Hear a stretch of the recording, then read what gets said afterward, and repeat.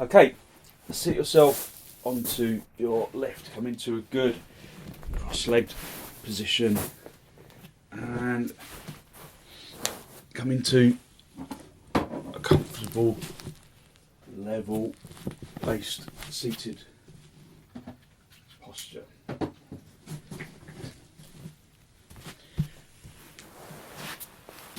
have a little wriggle about. Just make sure that you're sitting evenly.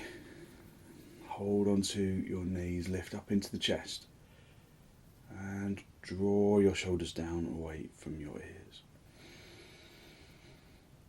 Focus on drawing the breath in through the nose and out through the nose, listening to the inhalations and the exhalations.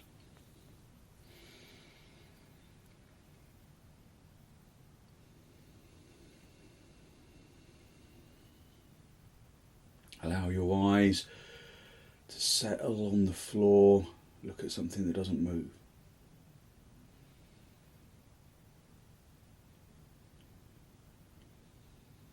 Allow your eyes to become still in the sockets.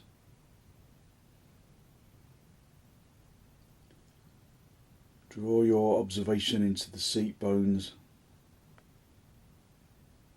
observing whether you're sitting evenly or there's an imbalance. Just the position of the seat bones, if necessary, so that there's levelness at the base of the pose.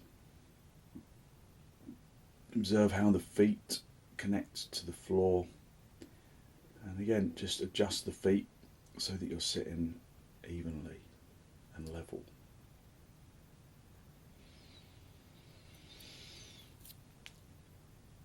Bring the hands into Namaste. Push the palms firmly together, lengthen from your armpits into your elbows.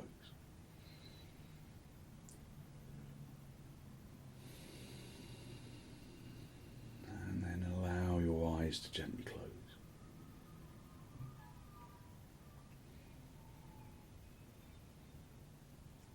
Focus on long, slow, deep, deliberate inhalations and exhalations.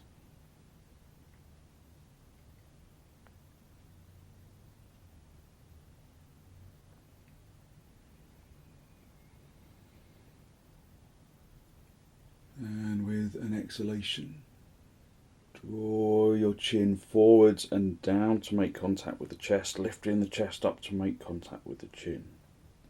Draw your shoulders down away from your ears.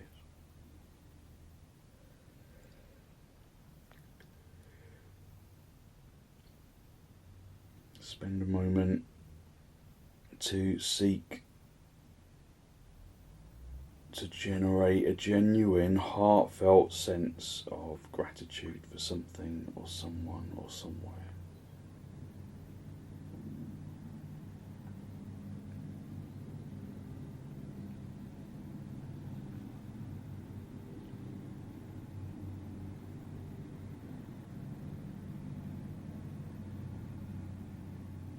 Hold on to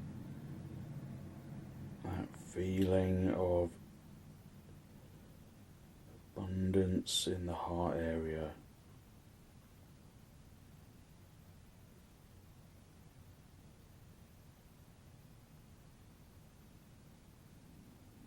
Release the backs of your hands down toward your knees, palms facing upwards, tip of the index finger together with the tip of the thumb.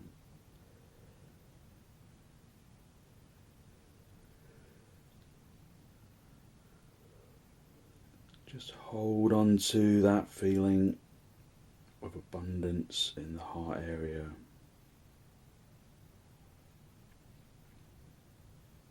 And then raise your head. Allow your eyes to softly open and the focus to softly come back. Hold on to your knees and elevate the heart area up to the ceiling and draw your shoulders down away from your ears. Take a deep inhalation and then turn to the right side. Draw your abdomen across, and your ribs and your shoulders.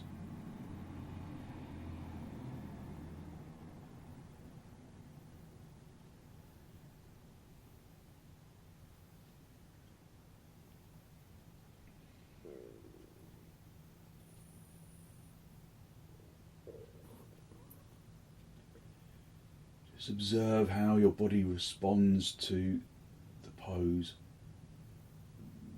Observing whether there is freedom or resistance or a combination of both. Draw your attention evenly between the resistance and the freedom of the rest of the body.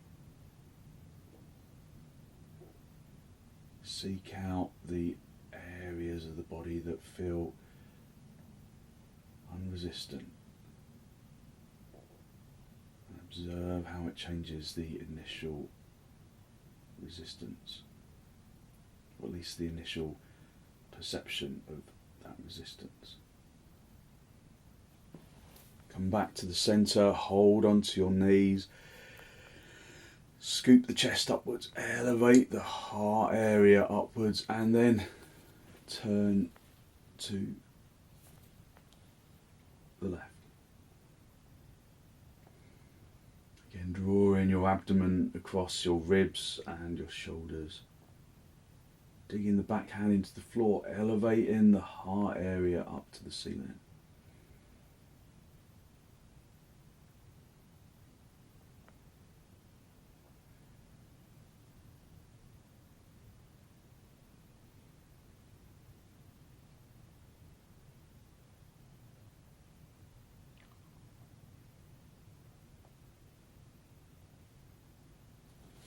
Come back to the centre.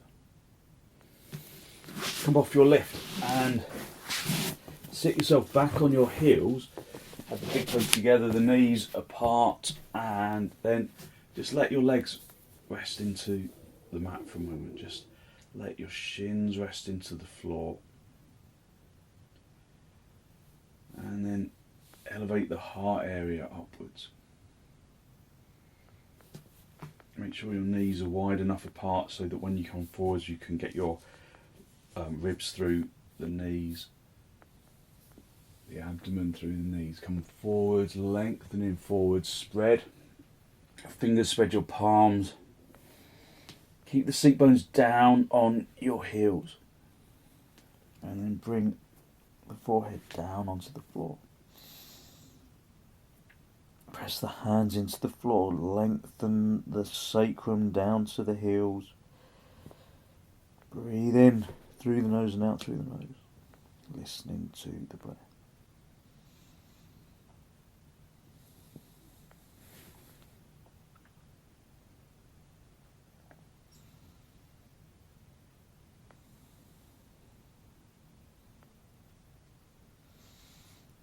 Feel how this pose stretches out the sacrum spine, giving you space in the lumbar.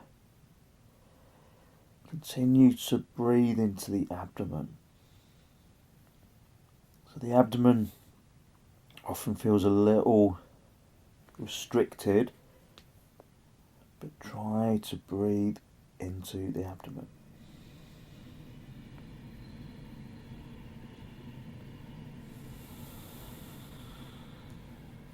Come up onto your knees, have your hands as wide apart as the mat, have the feet as wide apart as the mat, and come up into dog down. Just be on the hands on the feet and lift the legs out of the feet. Lift the shins out of the feet, lift the kneecaps. Press the fronts of the knees through to the backs of the knees. Lift the fronts of the thighs up. Just feel how the body extends itself into the pose. Push the fronts of the legs through to the backs of the legs.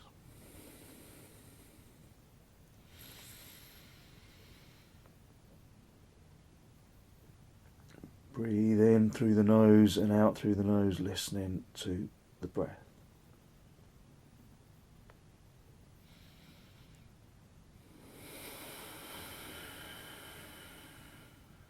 Observe your internal balance of action. Does it feel as though you are activating each limb evenly? Or is there more emphasis on the arms and on the legs? Or more emphasis on the left side than the right? So try and observe and balance out the action.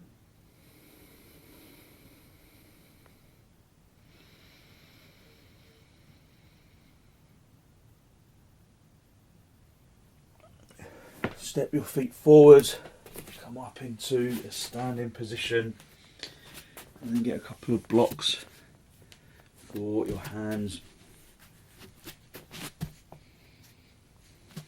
And then bring your feet as wide apart as your mat. So feel that the edges of your feet are on the edges of the mat.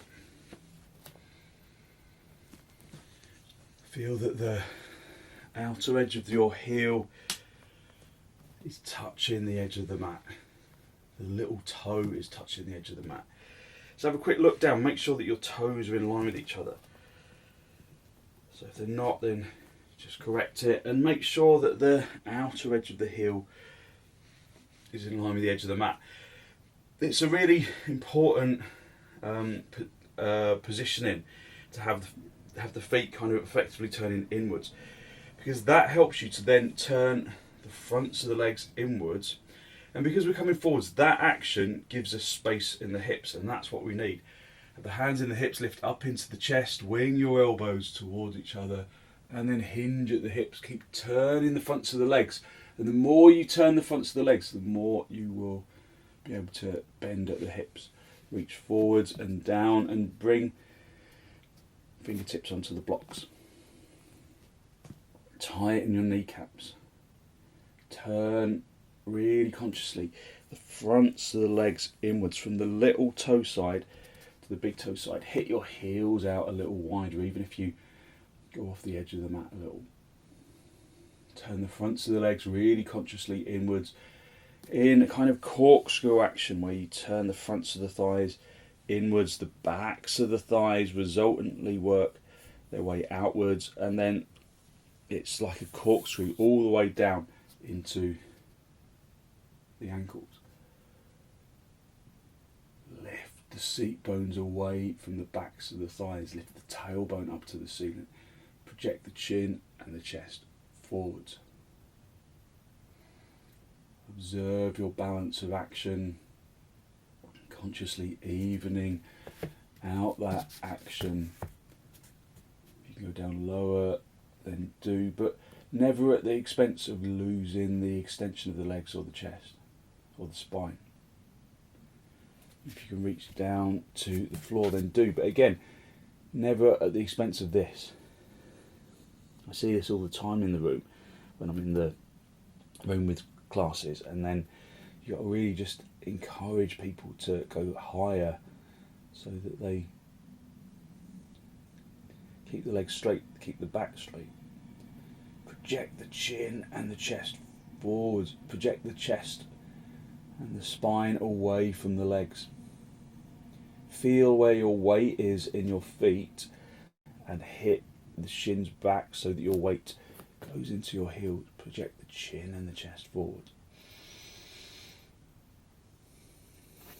If you can, reach around the backs of your heels and draw the chest through the legs, but with straight legs, and if you've got a bad back, just stay at the level that doesn't overwork your back.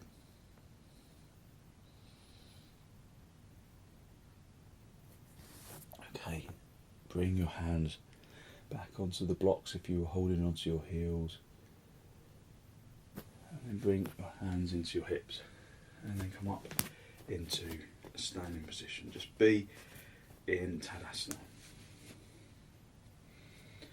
Have the inner edge of the feet together, lift up into the chest, lengthen the shoulders down into the palms arms into the fingers. Just breathe in through the nose and out through the nose, listening to the breath. Bring your arms out nice and wide in towards your chest, and then step or jump your feet nice and wide. And then feel that you can lengthen from the inner groin all the way down into the inner heel. From the inner heel all the way up into the inner groin. And then turn the left toes in slightly.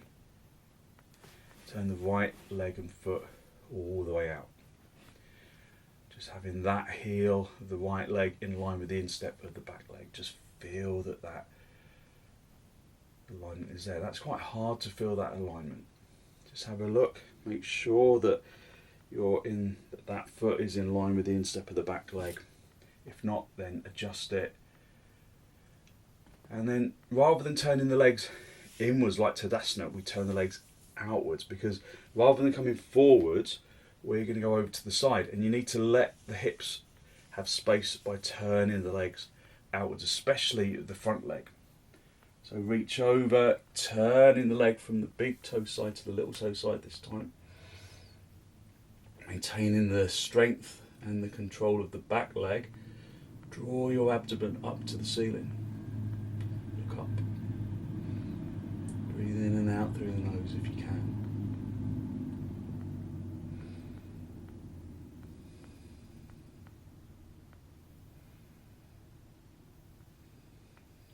Listen to the breath, drawing the abdomen away from the floor up to the ceiling. So a quick glance down, make sure that your head is directly over your foot. If it's not, then lift the chest a little more, squeeze the front leg, buttock bone forwards, hit the back leg towards the wall behind you, and then look up again.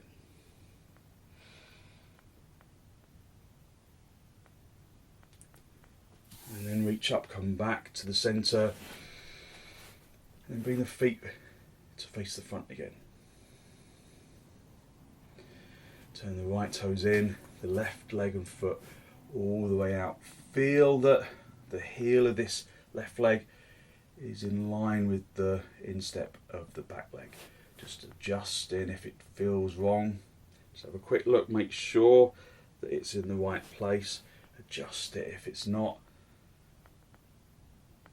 Turn the legs outwards, especially that left leg, and then come over, find the shin. Look up, turn the abdomen and the chest up to face the ceiling. Keep the legs consciously turning outwards, lengthening from the inner heel up into the inner groin of that back leg. Inner heel up into the inner groin of that back leg. Inner heel into the inner groin of the front leg. But don't let that push the front leg buttock bone back. Squeeze the front leg buttock bone forwards. Again, just have a quick glance down. Make sure that your head is in line with the foot. And then look up again. And then reach up, come back to the centre, bring your feet parallel, and then step or jump your feet back together. Just come back into Tadasana, lifting up into the chest, elevating the heart area upwards, breathing in through the nose and out through the nose. Stretch your arms forwards, interlock the fingers right into the webbing of the hands, turn the palms of the hands all the way out, and raise your arms over your head. Baddangulyasana.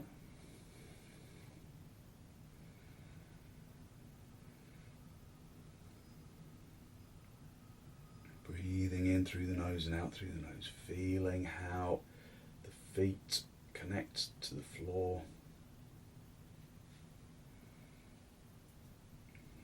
Listen to the breath.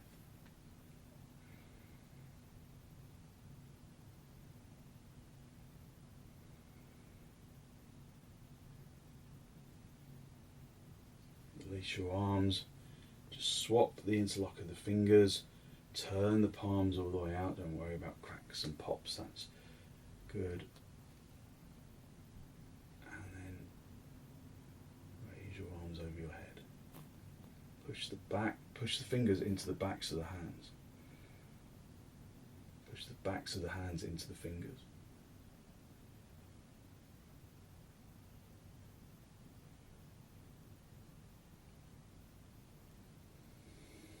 And then gently release your arms, come back into Tadasana. Just breathing in through the nose and out through the nose. Okay, come down onto your knees and just sit back on your heels again. Feeling that you have significantly altered your energy. There is good, positive energy in the physical body.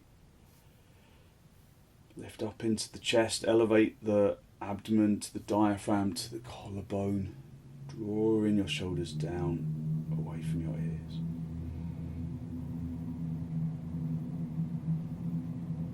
Push the shins consciously into the shin bones consciously into the shin skin, the shins into the floor.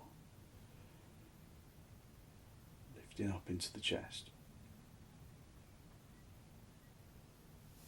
And then come forwards bring your hands down onto the floor, and then come forwards again into Adho Mukha Virasana, but keeping the seat bones down on the heels, keeping the head lifted, sliding the hands away. Bring the forehead down.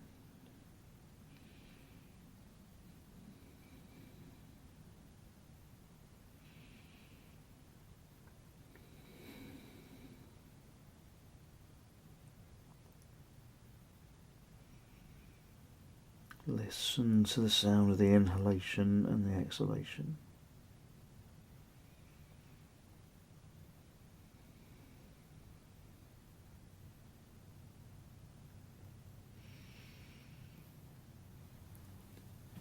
And then raise your head and then come back to the centre. Just sit back on your heels. So I want you to come down onto your front. So come down onto your front and then point the toes. Point the toes and just be on your elbows. Have your elbows underneath your shoulders, your palms underneath, the palms in line with your elbows. And then pick up the legs. So one at a time. Pick up the leg and really consciously Tadasanarize it. Turn the fronts of the thighs inwards. So again, the backs of the thighs feel like they roll outwards. So have your elbows underneath your shoulders and then lift the abdomen forwards. Lift the abdomen towards the diaphragm, diaphragm to the collarbone, collarbone to the chin. Press the feet really firmly into the floor. Tighten the kneecaps. Lift the kneecaps off the floor if you can. Turn the fronts of the thighs inwards, so the backs of the thighs broaden outwards, and the heels try and draw away from each other. So this is the first stage of bhujangasana, just the cobra pose. So where your elbows are, bring your hands. So where your elbows are, bring your hands. Keep the elbows into the sides of the body. Keep the tops of the feet pressing into the floor. If you've got a bad back, you might just want to stay at that first stage with the elbows on the floor. Keep the pelvis down as you lift the chest. Keep the legs really firm. Keep the elbows into the sides of the room. Keep the pelvis on the floor and then lengthen the abdomen to the diaphragm, to the collarbone, to the chin, keeping the shoulders away from your ears. Lengthening from your shoulders into your elbows. So you don't necessarily straighten your arms. If you're straightening your arms, then that's fine. But if you're straightening your arms and your pelvis is lifted off the floor, then you've lost the pose. So keep the pelvis down on the floor. And then come down, rest your head on one side, rest your arms to the side of the body. So I can see some straight arms in the pose, and that's fine as long as you don't bring the hands significantly forwards, because then again you're going to lose the lift of the chest. And as long as you're keeping the pelvis down. So straight arms are fine as long as you're keeping the front of the pelvis down on the ground.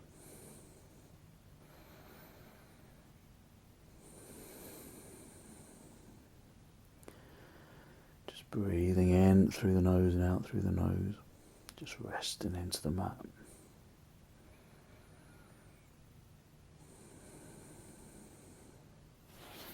Okay, and then just come back into the crocodile stage of the pose. So the elbow is directly underneath the shoulder. And in a moment, we're going to swap the position of the elbow for the position of the hand. So if your hands are too far forwards like this, then you don't really get proper lift. So just have a look where your elbows are right now, and that's where you're going to bring your hands. But just at this stage, have your elbows underneath your shoulders, and encourage that abdomen to lift towards the diaphragm, towards the collarbone, and then lengthen into the legs, into the toes. Press the tops of the feet into the floor. Turn the legs so that your heels are drawing away from each other. You shouldn't be able to clench your buttocks at this stage. If you're clenching your buttocks, then you're turning your legs in the wrong way round. Turn the backs of the thighs outwards. Lift up into the chest. So like I say, you can stay here if you've got a bad back, or if you don't, or if you feel that your back will cope, then bring the hands, swap the position of the elbows for the position of the hands. Turn the tailbone in, and then keep the pelvis down and push yourself up. But I don't know if you can see, but my elbows aren't actually straight. You can straighten them, but you've got to keep the pelvis down. Lift the abdomen to the diaphragm, to the collarbone, to the chin. Keep the shoulders away from your ears. So bhujangasana. And then gently release. Just rest your head on the other side this time. So you give your neck a little bit of a stretch. Have your arms at the sides of the body. Just let the body rest into the floor. Breathing in through the nose and out through the nose, listening to the breath.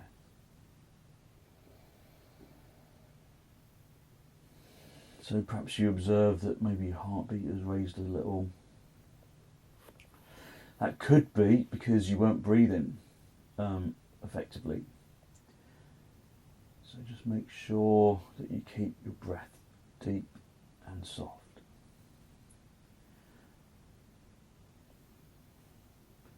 If anything, push the out breath into the exertion rather than holding the breath.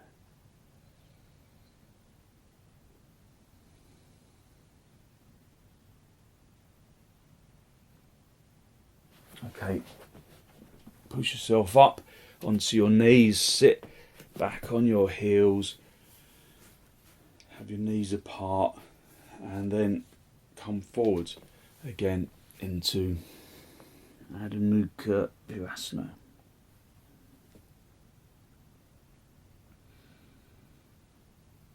So backbending poses are quite strenuous, but they really release your energy. Breathe in through the nose and out through the nose, listening to the breath.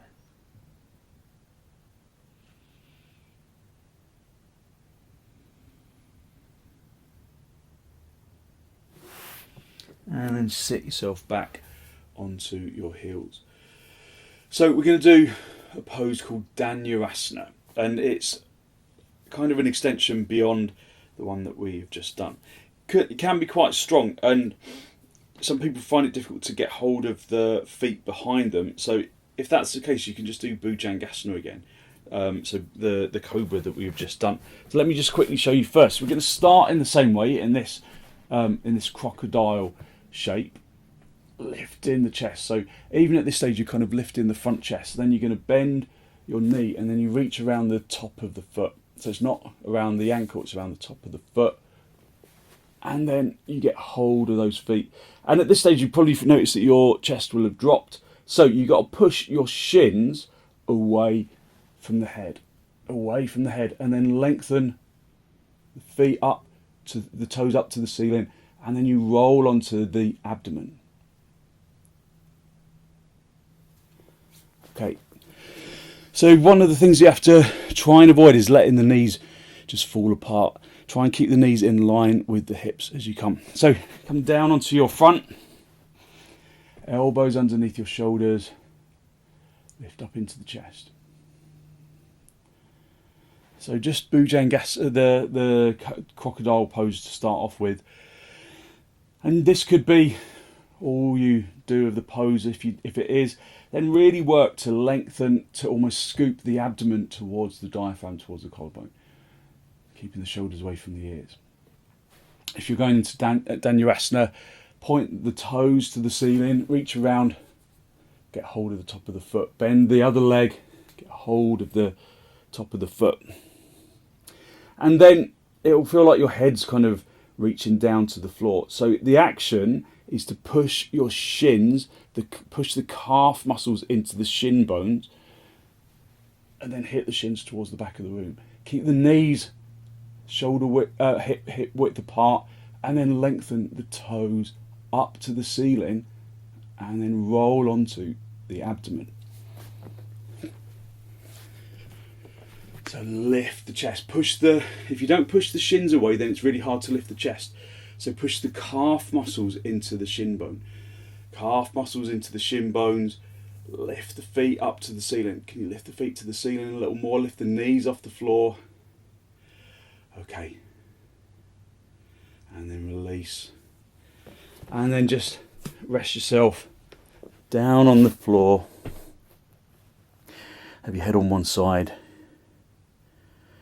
Just allow yourself to release into the floor. So dhanurasana is one of those poses that requires a lot of strength in the legs.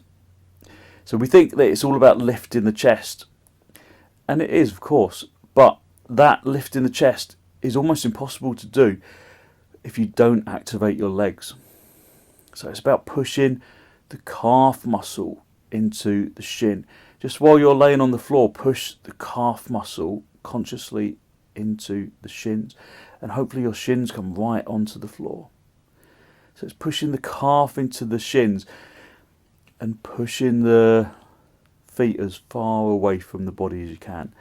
So there's a lot until you get that action of pushing the shins towards the wall behind you. It's really hard to lift. Let's try it one more time. Come up onto the cobra stage. You can just stay here if you feel like you are kind of flagging a little. And then bend up the leg. Get hold of the foot, the top of the foot. And then from there, just rest down on the floor. So several things go wrong. If you bring your chin onto the floor at this stage, several things go wrong. Your knees fall apart and your feet fall apart. And that makes it kind of quite strong on your back if you try and come up into the pose. So keep the knees consciously hip width apart and have the feet in line with the knees. And then lift the head, but push the calf muscle into the shin. And then lift the toes up towards the ceiling so that the knees come off the floor. So try and lift the chest, but push the calves into the knees. That's the priority. Okay, just gently release the legs, rest your head on the other side, and then rest into the floor. Breathe in through the nose and out through the nose, listening to the breath. Just focusing on long, slow, deep, deliberate breaths.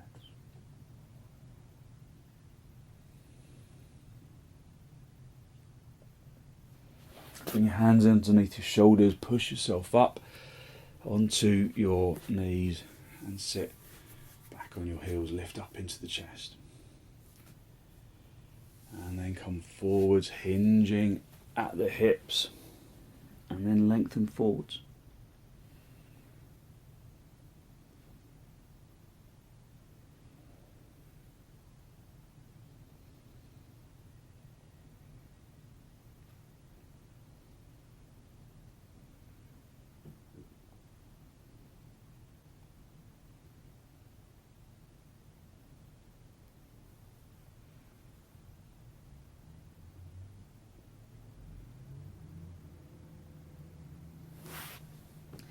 Bring your hands back underneath your shoulders and then sit yourself back up. Observe your energy, observe how your energy has changed.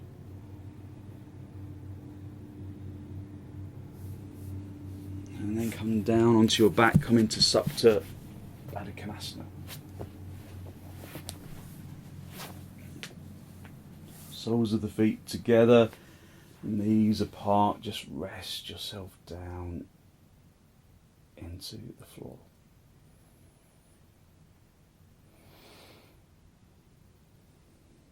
Breathing in through the nose and out through the nose, listening to the breath.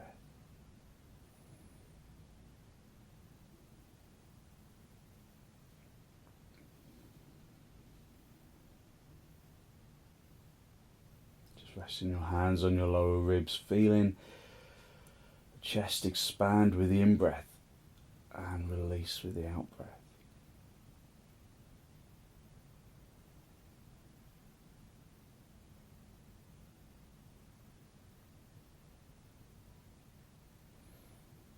And then bring the knees together.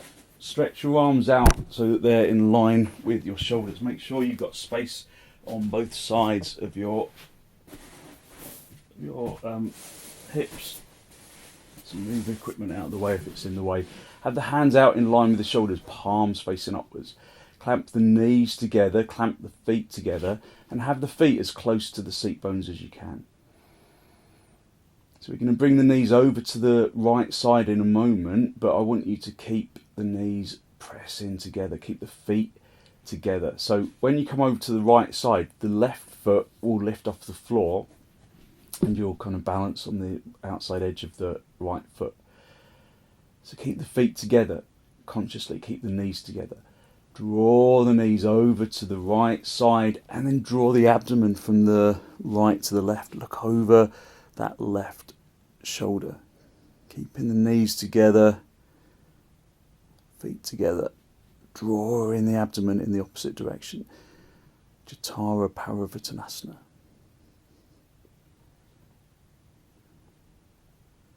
So knees stay together. So Ian, I think your knees are apart quite significantly. Keep the knees together. It's not bringing the right foot down to the floor. It's keeping the knees together that's most important. Keep the knees together. Come back to the centre, and then just bring the feet as close to the seat bones again. Keep the knees together, the feet together, and bring the knees over to the left side. So it's not about trying to bring the left leg to the floor. It's about keeping the knees together. Rotate the abdomen away from the knees, from the left to the right. Look over the right shoulder. So a really nice, fairly intense spinal twist.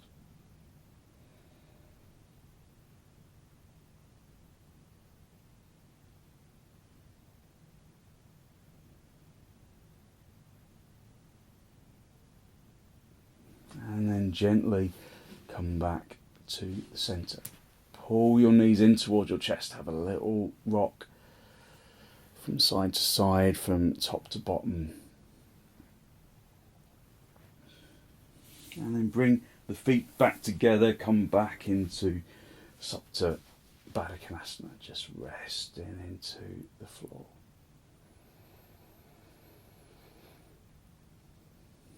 Breathe even deep inhalations and exhalations, listening to the breath.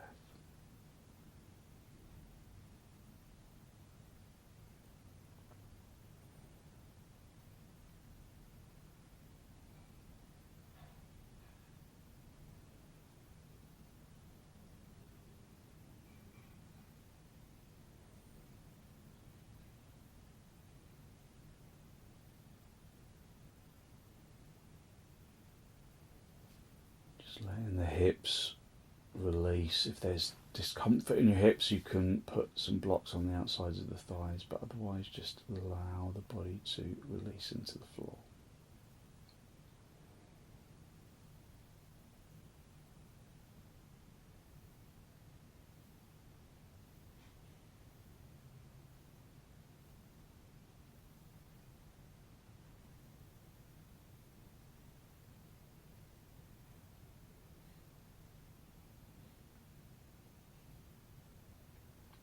Draw your knees towards each other, pull your knees in towards your chest, and then have a little rock on your lower back, just massaging it out.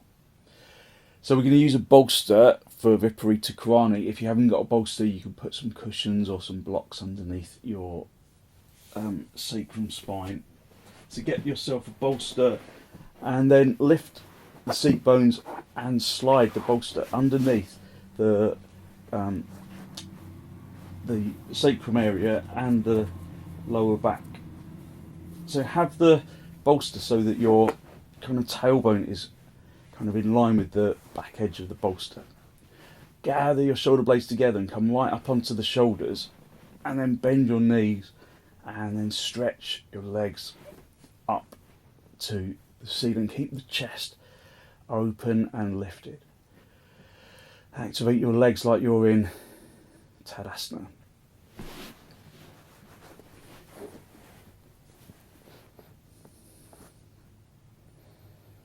Breathe in through the nose and out through the nose, listening to the breath.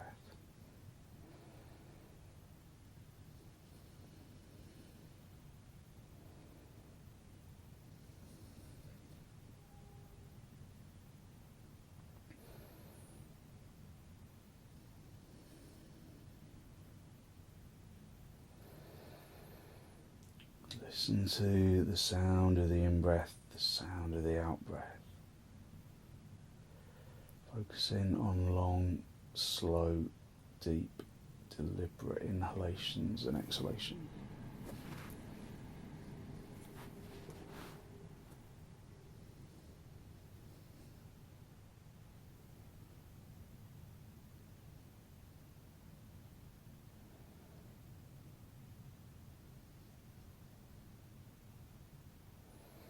Just observing how inverting the body quietens the brain, really grounds your energy.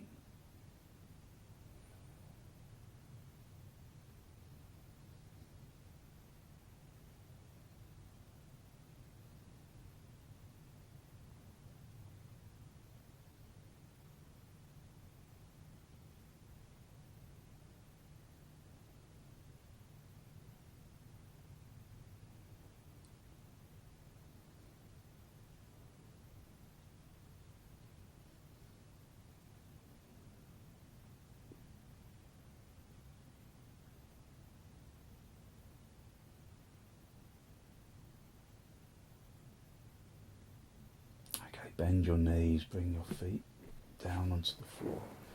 Lift the seat bones, slide the bolster away, and then come up onto your elbows. Make sure you're in a really good straight line right down the centre of the mat. Guide yourself into a straight line. If your head rolls back, put a blanket, folded blanket underneath the back of your neck and your head. Just making sure that it feels evenly folded, and then allow the body to release into the floor.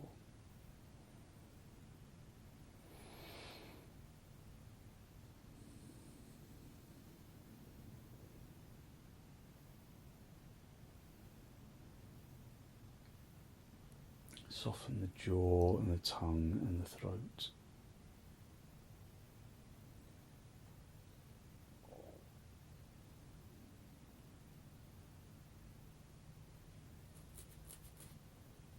Allow the body to become heavy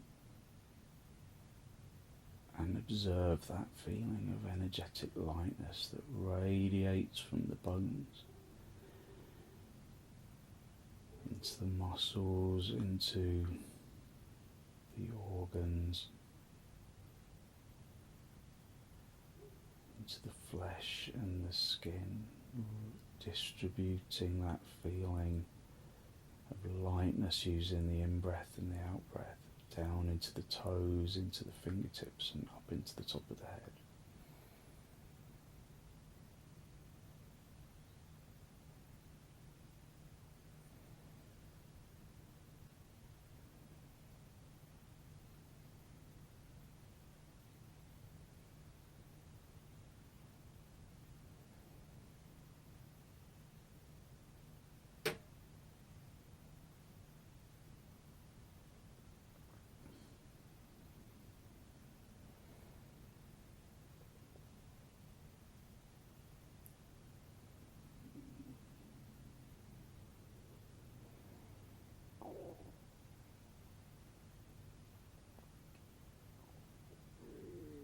And then when you're ready to disturb yourself, just wriggle your toes, wriggle your fingers, bend your knees, bring your knees in towards your chest, have a little rock from side to side, from top to bottom.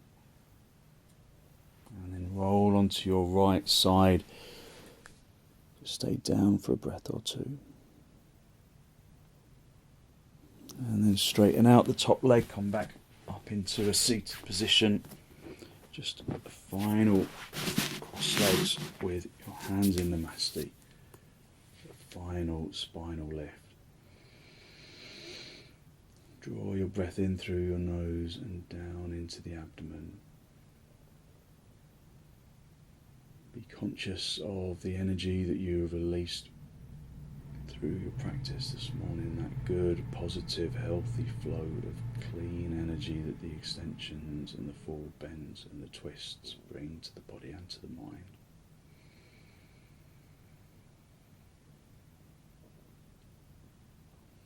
And then draw your chin down to meet your chest. Spend a moment to acknowledge the positive energy you've created inside. And send some of that positive energy out into the world.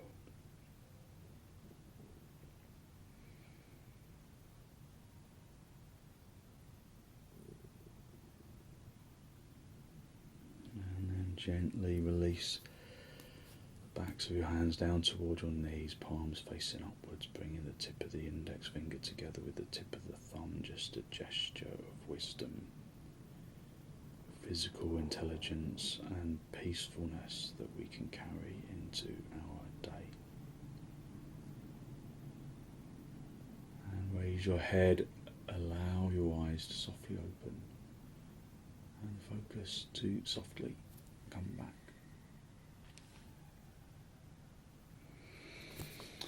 So thank you very much for joining me. Hopefully you feel as though you've really stretched yourself out, giving yourself good energy for your day, and you've got lots of good energy to put into your activities. Thank you very much for joining me.